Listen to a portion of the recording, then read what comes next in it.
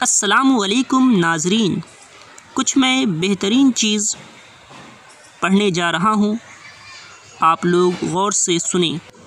جو میں ابھی پڑھوں گا یہ بالکل 100% حقیقت پر مبنی ہے، تو دوسرے کے ساتھ بھی شیئر کریں۔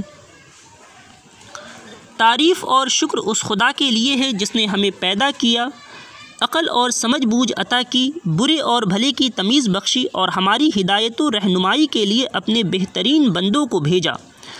اور سلام ہو خدا کے ان نیک بندوں پر جنہوں نے آدم کی اولاد کو آدمیت کی تعلیم دی، بھلے مانوسوں کی طرح رہنا سکھایا، انسانی زندگی کے اصل مقصد سے آگاہ کیا اور وہ اصول ان کو بتائے جن پر چل کر وہ دنیا میں سکھ اور آخرت میں نجات پا سکتے ہیں۔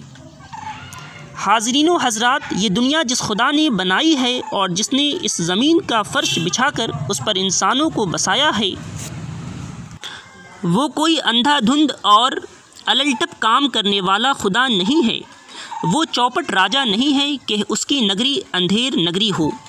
وہ اپنے مستقل قانون، پختہ ضابطے اور مضبوط قاعدے رکھتا ہے جن کے مطابق وہ ساری جہاں پر خدائی کر رہا ہے۔